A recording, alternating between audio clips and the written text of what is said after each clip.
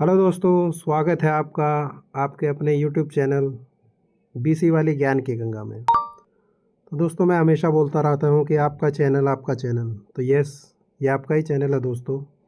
जो भी लोग जो हैं इसमें हमारे साथ जुड़े हुए हैं, तो मैं आज अपने बारे में थोड़ा सा आपको इंट्रोडक्शन दे देता हूँ कि ये जो बंदा आपको जब से जो आईआईसी का एग्ज़ाम स्टार्ट हुआ है कुछ ना कुछ बताया जा रहा है कौन। तो यस दोस्तों, माई सेल्फ मुकेश, आप सिंपल नाम से याद जानिए। दोस्तों, मैं एक एक्स सर्विसमैन हूँ ईएसएम कैटेगरी में, और मैं भी आप ही की तरह एक एग्ज़ाम में कैंडिडेट था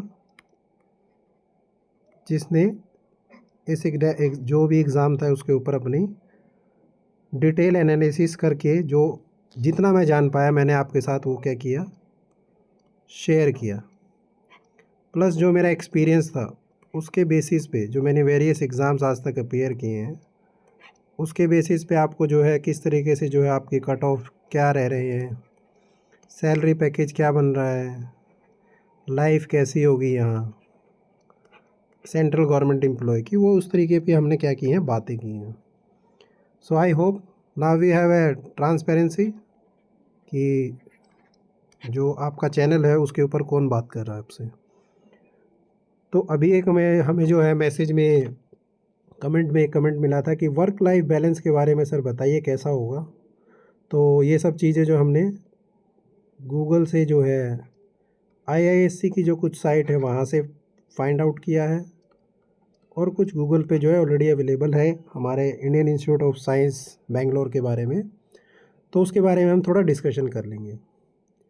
तो एडमिनिस्ट्रेटिव असिस्टेंट का रोल हमने एज ए देख लिया था, एज ए ये आपका क्लैरिकल जॉब है, आपको डॉक्यूमेंटेशन वगैरह जो है संभालना है, और जितना भी आपका क्या बोलते हैं फाइलिंग है, कोई रिप्लाई लेटर आएगा तो उस पर लेटर का रिप्लाई बनाना है, ये सारे तमाम काम आपको वहाँ करने हैं। उसकी आपकी ट्रेनिंग हो जाएगी। इसके बाद आपने पे लेवल की बात की थी, ये पे लेवल 5 की जॉब है, पहले 3 पे थी अब 5 पे है, इसलिए इस पर कॉम्पिटिशन भी ज़्यादा है। सैलरी अप्रॉक्स जो है 55 टू 60,000 के आसपास आपकी रहेगी आफ्टर डिडक्शन एनपीएस और जो भी आपका जो नेशनल पेंशन स्कीम है उसमें कट होने के बाद। सो आई होप इतनी चीज़ें क्लियर हो गई दोस्तों। अब इसमें बात कर लेते हैं कि वर्क लाइफ को बैलेंस कैसे करते हैं। ग्रुप सी की ये रेगुलर पोजीशन है। अब वर्क लाइफ बैलेंस होने के लिए क्या क्या चीज़ें चाहिए भाई? सबसे पहले 3 चीज़ें बेसिक हैं, रोटी, कपड़ा और मकान। तो रोटी और कपड़ा तो आप अर्न कर लेंगे जब आपको सैलरी मिलेगी, तो नो इशू, आप शोरूम से या कहीं से भी कपड़ा ख़रीद सकते हैं। नियर बाई मार्केट आपके अवेलेबल होगी, वहाँ से आप जो है आप अपने लिए जो भी है डेली की चीज़ें खरीद पाएंगे। एंड थर्ड, मकान, ये है बिन। तो इसमें आपको क्वार्टर्स जो रहते हैं, ठीक है, जो आपके क्वार्टर्स रहते हैं वो इनके आईआईसी के कैंपस में भी हैं नियर बाई। और अगर जब तक आपको नहीं मिलते हैं क्वार्टर तो आपको क्या दिया जाएगा, एचआरए, हाउस रेंट अलाउंस दिया जाएगा दोस्तों। तो ये आपकी जो है एक्स क्लास की जो सिटी है, तो आपको एक्स क्लास सिटी का जो एचआरए एप्लीकेबल होगा उतना एचआरए आपको मिल जाएगा, जो कि हम डिटेल वीडियो में जो हमारी सैलरी स्लिप थी उसमें हम डिस्कस कर चुके हैं इसके बारे में। सो एज़ पर जो डाटा मिला है उसमें देख लेते हैं एक बार पढ़ के क्या क्या है। देखिए, फिक्स शेड्यूल होगा काम करने का आपका। गूगल ने बताया कि हमें जो यहाँ 5 डे वर्क डे वीक मिलते हैं ऑफिस आवर्स के।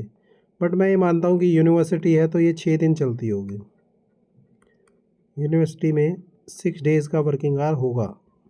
सैटरडे को भी कुछ टाइम वर्किंग आवर का होगा, वो हाफ डे होता होगा बट होता होगा।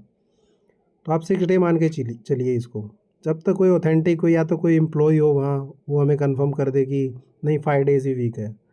जॉब सिक्योरिटी है हमें यहाँ, तो हमें यहाँ कोई डेली का स्ट्रेस लेवल नहीं है compare to private corporate sector की। आपको कोई टारगेट अचीव नहीं करने हैं यहाँ, तो आपकी जॉब सिक्योरिटी है। फिक्स जो है गवर्नमेंट, सेंट्रल गवर्नमेंट टाइप जो आपकी जो जॉब है वैकेंसी ग्रुप सी की, ये है।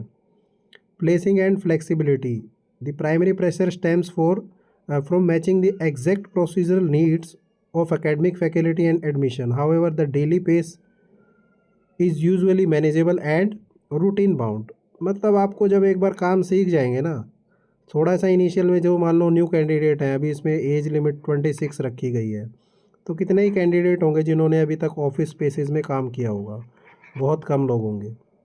तो इन लोगों को थोड़ा सा क्या होगा, ऑफिस में जब जाएंगे तो थोड़ा सा अजीब लगेगा कि कैसे काम करते हैं क्या नहीं। तो 5 to 6 मंथ आप लोगों को वहाँ एडजस्ट होने में लग जाएगा। Then within 5-6 month you will get pace, मतलब आपका बढ़ जाएगा, आपको सब पता होगा कौन सी फाइल कहाँ जानी है, कौन से जो लेटर आते हैं उसका रिप्लाई क्या बनाना है, कैसे बनाना है, किस किस के पास जो है फाइल जो है मतलब आपको देना है, कहाँ कहाँ से सिग्नेचर अप्रूव होना है, सब आपको चीज़ें पता चल जाएंगी, आपके जनरल बिहेवियर में आ जाएंगी। देन आपका जो है जनरस लीव पॉलिसी भी है इधर। अब इसमें एग्जैक्टली लीव क्या मिलती हैं, कितने सीएल है, कितने, देखिए गेजेटेड हॉलीडे तो आपका छुट्टी रहेगा, फिक्स है। फिर जब भी कैंपस बंद होता है उसके कुछ फिक्स छुट्टियां होंगी, उसके टाइम भी आपको लीव रहेगा, या आपका ऑफिस रहेगा, ये वो जो है कैंपस ही क्लियर कर पाएगा जब आप ज्वाइन करेंगे। बट महीने का I think annually I think 8 CL कुछ रहता है, और किसी को ज़्यादा पता है तो प्लीज़ कमेंट बॉक्स में बताइए कि इसकी छुट्टियां और कितनी हो सकती हैं। Now core allowance and financial benefits, तो आपको इसके अंदर पे लेवल 5 है। पे लेवल 5 में, पे लेवल 5 पे आपका ऑलरेडी बात कर चुके हैं आप पे। House rent allowance provide as part of standard compensation package if you don't opt for the campus quarters. मान लीजिए सपोज आप सिंगल हैं, अभी मैक्सिमम जो 26 वाले रहेंगे वो सिंगल ही होंगे, तो they can manage as a, मतलब बाहर वो जो है पीजी वगैरह में भी मैनेज करते हैं कुछ लोग।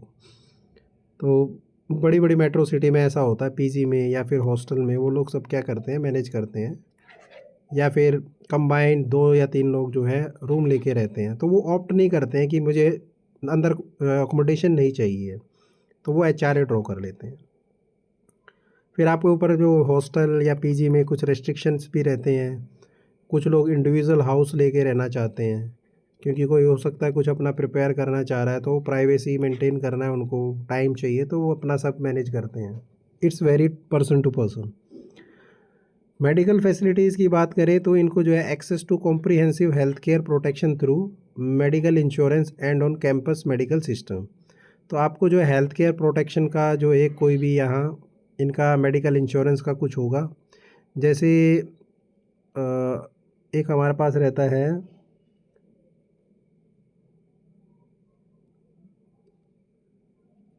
जो भी जितने भी इंडस्ट्रियल या एक कंपनीज़ रहती हैं या कोई ऐसे कैंपस रहते हैं, तो उनका जो हेल्थ का जो है एग्रीमेंट या एक फ़िक्स अमाउंट जो है कट करते हैं वो लोग, और उसके बेस पे आपको क्या करते हैं, हेल्थ फैसिलिटीज़ प्रोवाइड करते हैं, तो वो उनकी स्कीम्स में रहता है। देन है retirement and long term savings. तो आपको जो है एनपीएस स्कीम के तहत जो है आपको क्या मिलेगा, एनपीएस के थ्रू आपको, नेशनल पेंशन स्कीम के थ्रू आपको मिल जाएगा, जो भी पेंशन बेनिफिट्स हैं वो मिल जाएंगे। देन आप एम्प्लॉयमेंट प्रोविडेंट फंड में भी जो आप पैसा आपका जो पर्टिकुलर जो 10% ऑफ सैलरी जो है कट जाएगा। तो ये जो इस पे आप 10% यहाँ से मिलेगा, 10% गवर्नमेंट दे, उतना ही जो आपको गवर्नमेंट पे करती है, तो डबल अमाउंट आपका ईपीएफ फंड में इकट्ठा हो जाता है। या फिर आपको जो है पीएफ पे जितना भी आपको रेट ऑफ इंटरेस्ट मिलेगा, अगर गवर्नमेंट इस पे नहीं करती है तो बस आपको जो है रेट ऑफ इंटरेस्ट मिल जाएगा, वो अराउंड 8% के आसपास रहता है, तो ये आपको पीएफ मिल जाएगा। मेडिकल का जो हमने बात कर रहे थे, मैं एक जो कैंपस की जो हमारा स्कीम है जिसमें हेल्थ की स्कीम मिलती है, उसका जो आपको फाइंड आउट करके बता। तो ये दोस्तों आपका जो एक ईएसआई, आपने हेल्थ केयर सेंटर देखे होंगे ईएसआई करके, यहाँ का आपका एक मंथली कंट्रीब्यूशन जाएगा तो मंथली कंट्रीब्यूशन के बेसिस पे आपको जो है ये ईएसआई कार्ड बन जाएगा आपका, और आपके जो भी एक्सपेंसेस हैं हेल्थ केयर से रिलेटेड वहाँ ये रिजॉल्व हो जाएंगे। अब यहाँ एक्चुअली क्या है, इन्होंने आईआईएससी ने किसके साथ ये एग्रीमेंट किया है या ये इनका हेल्थ केयर कैसे मेंटेन होता है, that will also clear with this IISc जब आप ज्वाइन करेंगे, या फिर कोई एम्प्लॉय जो इसके ऊपर अगर कहीं जुड़ा है हमारे साथ, अगर वो वीडियो देख रहे हैं तो प्लीज़ इसके बारे में गाइड कीजिए। कमेंट बॉक्स में आप वैसा थोड़ा सा एक्सप्लेन कर दीजिए तो सभी लोगों को पता चल जाएगा। नाउ कैंपस के अंदर फैसिलिटीज़ और पर्क्स क्या हैं। जो आईआईएससी का कैंपस है वो सेल्फ सस्टेनिंग है, इको टाउन है, बेसिकली 400 एकड़ में ये बना हुआ है। तो यहाँ सारी फैसिलिटी हैं, इवन यहाँ स्विमिंग, अगर आपको स्विमिंग करना है स्विमिंग पूल तक भी अवेलेबल है। बट उसके क्या क्या फैसिलिटी स्टाफ को कैसे मिलती है वो आपको वहाँ पास कैसे बनेगा वो सब उधर मिलेगा। प्रीमियम लाइफस्टाइल अमेनिटीज़ हैं, जैसे जिम खाना है, जिम करने के लिए वहाँ आपको जिम मिल जाएगी। चाइल्ड केयर सर्विस है, कोई ऐसा है जिसका बच्चा है उनको ऑफिस जाना है तो चाइल्ड केयर सर्विस क्रैच वगैरह अवेलेबल है। इटनरीज़ एंड जो भी डाइनिंग की फैसिलिटीज़ अवेलेबल है। नेचुरल इकोसिस्टम है, तो क्योंकि बाहर बना है इतना दूर तो काफ़ी जो है ग्रीनरी है वहाँ, तो ये सब चीज़ें आपको वहाँ देखने को मिलेंगी। नाउ सेल्फ स्टाफ अकोमोडेशन की बात कर लेते हैं हम, कैसे कैसे टाइप के होते हैं। तो इसमें जो है आपको सीनियरिटी बेस जो है ये और पे स्केल बेस जो आपको मिलता है ना। इसमें दो कैटेगरी, इन्होंने तीन कैटेगरी रखी हैं वैसे तो आपको जो है डी टाइप की कैटेगरी मिलेगी जो एडमिनिस्ट्रेटिव असिस्टेंट है। ये टिपिकली 2 बेडरूम और इसमें कॉन्फ़िगरेशन रहेगा। These are allotted by open house. Open house क्या होता है कि वीकली या मंथली जो है जब भी क्वार्टर खाली होंगे तो ये आपको वहाँ जो है नोटिस बोर्ड पे बता दिया जाएगा सेंट्रलाइज कि किसी को अगर अकोमोडेशन चाहिए they can apply, and then एक ओपन हाउस होगा, एक कॉन्फ्रेंस टाइप जैसे होता है वैसे एक ओपन हॉल में बैठ के वो जो है आपके नाम का जो है वहाँ या तो स्लिप सिस्टम कुछ होगा या फिर आपको सीनियरिटी बेसिस पे बता देंगे कि इनको ये रूम जो भी है क्वार्टर्स अलॉट हुए हैं। Availability wait times on campus housing is limited.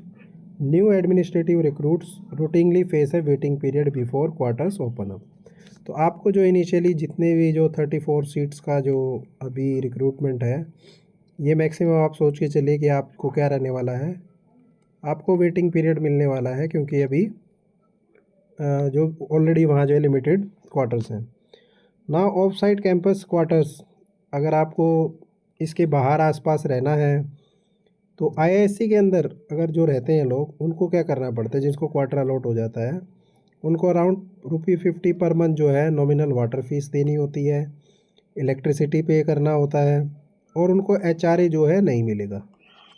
ठीक है, जिसने क्वार्टर अवेल कर लिया, जिसने ये जो अलॉटमेंट हो गया उनको जो है हाउस रेंट अलाउंस नहीं मिलेगा, बस आपको एडिशनली क्या है बिजली का बिल और पानी का बिल पे करना पड़ेगा ना। अगर आप कैंपस के आसपास रहना चाहते हैं तो ये विजन पूरा कैंपस के पास रफली 2-3 किलोमीटर के पास जो है ना ये आपको ये क्वार्टर्स हैं।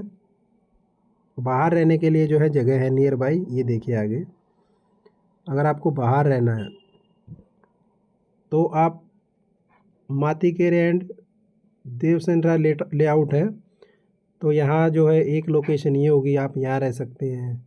न्यू बेल रोड करके है, वहाँ लोकेशन पे रह सकते हैं ना। यशवंतपुर महालेश्वरपुर, ये इस लोकेशन पे आप रह सकते हैं। लोकेशन दिखाई है उस पर गूगल पे, तो आप इस तरीके के जो ऑप्शन पे आसपास रह सकते हैं। ठीक है, ये सदाशिव नगर है, ये 4 लोकेशन जो है आसपास को आपको मिल जाएगी। अब यहाँ अगर इस पे देखेंगे तो यहाँ मेट्रो स्टेशन भी अवेलेबल है, तो यहाँ से कनेक्टिविटी सिटी से ज़्यादा होगी, तो मोस्टली आई थिंक इधर ही होंगे लोग। बट जैसी जैसी फैसिलिटी एमिनिटीज़ बढ़ेंगी आपके जो है चार्जेस जो है वो बढ़ जाएंगे, क्योंकि आप सोचिए इंडिया की सबसे जो कॉस्टली जो आती है सिटी का नाम, उसका नाम बेंगलुरु है। तो बेंगलुरु इज़ नॉट आपका जो है चीप नहीं है, रीज़नेबल नहीं है, थोड़ा सा आपको कॉस्ट इफ़ेक्टिव चीज़ें देखनी पड़ेंगी। ये देखिए हाउसिंग के बारे में जो इन्होंने भी आईआईएससी ने भी अपनी साइट पे दिया है, उसमें अलग अलग जो सीनियरिटी के हिसाब से बता दिया इन लोगों ने कि अकोमोडेशन कैसे वैकेट होगा, वही सब चीज़ें बात की हैं इन्होंने भी। सीनियरिटी बेस पे मिलेगा, जैसे खाली होगा तो आपको जो है अप्लाई करना है, फिर आपको ओपन हाउस को अटेंड करना है, मीटिंग को, और अपनी चॉइस का क्वार्टर आपको सेलेक्ट करना है। ये देख लीजिए, eligibility of allotment is D type में 2 बेडरूम का क्वार्टर होगा, ई टाइप में 3 बेडरूम होगा। ये फैकल्टी, एडमिन, टेक्निकल जिनके लेवल 13 है ये उनको मिलेगा ना। फिर डुप्लेक्स भी है, ये भी लेवल 13 के लिए है। तो यहाँ में मेनली आप देख पा रहे हैं ये लेवल 5 है। 5 टू 12 तक आप देखेंगे तो ये पूल एक ही होगा, क्योंकि 13 से यहाँ से शुरू है। तो ई टाइप 13 को मिलेगा जिनका पे लेवल 13 है। Now a few quarter in each category can be allotted under DDQ, direct discriminatory quota. ये जो है डायरेक्टर्स डिस्क्रिमिनेटरी कोटा में जाएगा, जिनको जैसे अर्जेंट सिचुएशन है, कोई मेडिकल इमरजेंसी है, फैमिली में इशू है, या मतलब कोई उनको दूसरी जगह रख नहीं सकते हैं, तो केस टू केस बेसिस पे जो है डायरेक्टर जो है अपना जो कोटा है उनको देंगे, जो डायरेक्टर को डायरेक्टली आप राइट कर सकते हैं। Now staff member who have drawn house building advance interest subsidy after are not eligible for allotment of quarter as per council resolution this. तो अगर आपने HRA लिया है, आप कैश में ले रहे हैं या सैलरी में ले रहे हैं, तो आपको कोटा नहीं मिलेगा वो। Now, notwithstanding anything stated in the rules, all dispute arising or related to matter of allotment shall be decided by the director on the merit of each case, and decision of the director shall be final and binding। तो यहाँ जो है director साहब ही जो है decide करेंगे IAC के, जिसको उन्होंने फाइनल कर दिया वही फाइनल है। I hope you are getting the point now. जो आपका लाइफ बैलेंस है, कैसे आपकी लाइफ वहाँ रहने वाली है, काम से रहने वाली बात हमने कर ही ली है। वहाँ पे आपको क्या है, फाइल से रिलेटेड काम है, लेटर से रिलेटेड काम है, बेसिकली आपका क्या है, डेस्क जॉब है ये। बस इंटरनल जो डिपार्टमेंट में आपको फाइल्स हैं वो लेके मूव करना पड़ सकता है A to B प्लेस। तो एकदम आप ये नहीं बोल सकते कि मैं डेस्क पे ही बैठा रहूँगा वही जॉब करूँगा। तो आपको ऑफिस से रिलेटेड जो है काम करने के लिए A to B प्लेस पे मूव करना पड़ेगा। अब एक बात और कर लेते हैं इसी में हम, परसेंटाइल मेथड। इस बार ये परसेंटाइल मेथड इन्होंने यहाँ यूज़ करने वाले हैं, क्योंकि 2 शिफ्ट में जो है आपके एग्ज़ाम हुए हैं। इससे प्रीवियस जो एग्ज़ाम हुआ था वो ओनली 1 शिफ्ट में हुआ था, तो उस समय कोई ऐसा इशू नहीं था, इसलिए उन्होंने क्या किया था, फाइनल मार्क्स जो है जल्दी रिलीज़ कर दिए थे। इस बार भी जो है इन्होंने 5 डेज़ जो है लेट किया। 24 का हमारा जो आइडिया था, 28 या 29 को इन लोगों ने फाइनल आंसर की जो है दे दी है। नाउ लोगों का क्वेश्चन यही आ रहा है कि कैसे होगा, नॉर्मलाइजेशन में मार्क्स बढ़ेंगे या नहीं बढ़ेंगे। तो वही नॉर्मलाइजेशन का मेथड अलग है। ये जिसको ये मेथड पढ़ना है, जिसको ये कैलकुलेशन करनी है, please go through with this. ये जो है साइट पे अवेलेबल है, किस तरीके से आपको नॉर्मलाइजेशन करना है। अब मैं मोटा मोटा बता देता हूँ आपको। यहाँ पे मान लीजिए यहाँ टोटल 10 स्टूडेंट ने जो है एग्ज़ाम दिया है, तो 10 में से इन्होंने 5 लोगों ने एक शिफ्ट में दिया फर्स्ट शिफ्ट में, 5 लोगों ने सेकंड शिफ्ट में दिया। नाम इन्होंने कुछ मार्क्स जो है अचीव किए, इन्होंने भी कुछ मार्क्स अचीव किए। नाम इनका टोटल कर लीजिए आप, एंड देन उनको 5 से डिवाइड कर दीजिए, तो ये आपका एक एवरेज आ जाएगा। सेम इसमें भी आपका एक एवरेज आ जाएगा। नाउ इन दोनों के एवरेज के आने के बाद इन दोनों को जो एवरेज है उनको ऐड कीजिए, एवरेज को ऐड करना है, फिर उसको 2 से डिवाइड कर देना है। अब जो आपका मार्क्स यहाँ आएगा, सपोज़ यहाँ आपका 150 आ गया है, ये था आपका 148 और ये था आपका 154 या 152 मान लीजिए, just for example, exact calculation नहीं है। तो ये अगर शिफ्ट 2 जो है 150 से कम है, तो ये 152 इनको 2 मार्क्स का क्या मिल जाएगा, एडवांटेज मिलेगा यहाँ। बस और इसमें कुछ नहीं है, यही है परसेंटाइल। आपको नीचे से रैंक मिलेगा। तो यहाँ ऐसा कुछ नहीं है जिसका 99.99 परसेंटाइल भी है, maybe they are not getting job, because क्योंकि हो सकता है आप जितनी वैकेंसी हैं उतने कैंडिडेट में 100% परसेंटाइल वाले भी हैं जो लोग, जिनको ये अपॉर्चुनिटी मिलेगी। और हो सकता है कुछ 1-2 कैंडिडेट ऐसे भी हो जाए 100% परसेंटाइल को भी ये वैकेंसी ना मिले। क्यों मैं ऐसा कह रहा हूँ, क्योंकि वैकेंसी है लेस, ठीक है। अब यहाँ कोई ये क्वेश्चन ना करे सर मेरा 63 पॉइंट इतना मार्क्स आया, क्या मुझे मिलेगा? सॉरी दोस्तों, मेरे पास इसका कोई एनालिसिस नहीं है, तो मैं आप लोगों को इसमें डाउट में नहीं रखूँगा। बट येस, जिनके हाई स्कोरर हैं अराउंड 70 प्लस हैं, अब ये मत बोलना कि सर 68 69 है, okay they are also wait. आप भी देखिए, क्योंकि मैं किसी को नौकरी देने वाला नहीं हूँ दोस्तों, मैं आपके साथ ही एक कैंडिडेट हूँ। सो बी होपफुल, अगर आपको मिलने वाली है, डीवी आपके लिए डॉक्यूमेंट वेरिफिकेशन के लिए बुला रहा है तो well and good. Otherwise normalization में आपको जो है परसेंटाइल मेथड से रैंक मिलेगा, एंड देन आपको जो है कट ऑफ लग जाएगी उसमें। फिर उसमें कैटेगरी वाइज भी जो है आपको वो कंसीडर करेंगे। तो ये रिज़ल्ट बनाने का काम जो है इनका है, इनको बनाने ले दीजिए। कुछ दिन में ही हमारे पास जो है ये फाइनल मार्क्स आ जाएंगे आपके पास, या फिर आपको रैंक मिल जाएगा। देन विद इन 1 मंथ, जो 29 के बाद जो है अराउंड हमने बोला था 1 मंथ के बाद, तो अगस्त एंड या सितंबर स्टार्टिंग में आपको इसका क्या मिल जाएगा, जो रिज़ल्ट है डीवी के लिए जिनको शॉर्ट लिस्ट करेगा वो मिल जाएगा। सो आई होप ये सब चीज़ें आपको समझ में आ रही होंगी। नॉर्मलाइजेशन का ऐसा ही एक फार्मूला और भी है नॉर्मलाइजेशन का, वो थोड़ा सा आपको ज़्यादा टेक्निकल लगेगा। उसको पढ़ने के लिए आप जितना टाइम लगाएंगे, I think wastage of time लग रहा है मुझे वो, तो आप भी अपना टाइम वेस्ट ना कीजिए। अपना कुछ और प्रिपेयर कर रहे हैं दोस्तों, उसके ऊपर फोकस रहिए।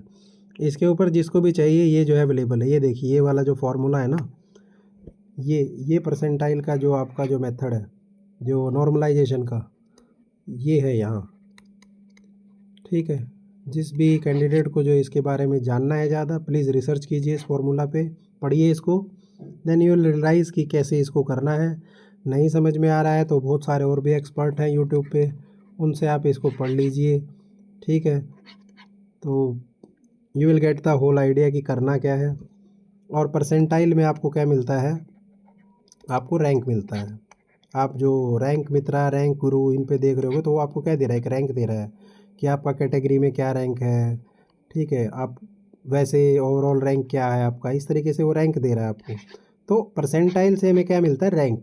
सपोज़ हमारा एग्ज़ाम था 80 मार्क्स का, अब जो टॉप कैंडिडेट है सपोज़ वो 74 पे है, तो 74 विल बी द 100 परसेंटाइल। ठीक है, अब 100 के बाद कितने कैंडिडेट को कम मिले, ज़्यादा मिले, वो ये शिफ्ट 1 में हो जाएगा। देन इनको क्या करना है, एवरेज करना है इनको। अगर इनको एवरेजिंग निकालना है, नॉर्मलाइजेशन करना है, तो दूसरी शिफ्ट को भी कंपेयर किया जाएगा। उनमें से कैंडिडेट को देखेंगे कि इनको मान लो 50-50 कैंडिडेट चाहिए, तो 50 के ऊपर ये क्या लगाएंगे, एवरेजिंग ले लेंगे, एंड देन उसके बाद सबको परसेंटाइल कैलकुलेट करके ये दे देंगे। तो इनके पास सीधा सा दोस्तों स्प्रेडशीट है। ठीक है, ये किस पे काम करेंगे, एक्सेल पे जाके सीधा फार्मूला लगाएंगे और आपको रिज़ल्ट बना के दे देंगे। तो हम इसके ऊपर ज़्यादा एनालिसिस करके कोई फ़ायदा नहीं है। बस जिसके कैंडिडेट के जो मार्क्स अच्छे हैं, मार्क्स सभी के अच्छे हैं, किसी के बुरे नहीं हैं, जैसी प्रिपरेशन थी वैसा एग्ज़ाम। नाउ वेट कीजिए और रिक्रूटमेंट बोर्ड को अपना काम करने दीजिए, आप अपनी पढ़ाई कंटिन्यू रखिए। ये दे देंगे आपको रिज़ल्ट सितंबर के स्टार्टिंग तक, नहीं तो अगस्त एंड तक आपको ये जो है डीवी के लिए प्रोविजनल लिस्ट मिल जाएगी। आई होप इतना सब क्लियर है। तो मिलते हैं नेक्स्ट वीडियो में। और जितने भी एक्चुअली स्पेशली ESM कैंडिडेट हैं, उनको अगर कुछ क्वेरी है तो प्लीज़ मैसेज कीजिए, इस पर कमेंट कीजिए। टेलीग्राम चैनल मैं बना रहा हूँ अभी, तो टेलीग्राम चैनल भी हम बना देंगे, वहाँ भी आप हमसे जो है इंटरेक्ट कर पाएंगे। आई होप वीडियो पसंद आया होगा। लाइक, सब्सक्राइब और कमेंट करते रहिए, बेल आइकन ज़रूर बजा लीजिए, नहीं तो बहुत सारे अपडेट्स होते हैं नहीं मिलते हैं हमें, तो वो आपको मिल जाएंगे। थैंक यू सो मच, मिलते हैं नेक्स्ट वीडियो में। तब तक के लिए जय हिंद, जय भारत। सेफ रखिए अपने आप को और अपनी पढ़ाई को कंटिन्यू रखिए। Thank you.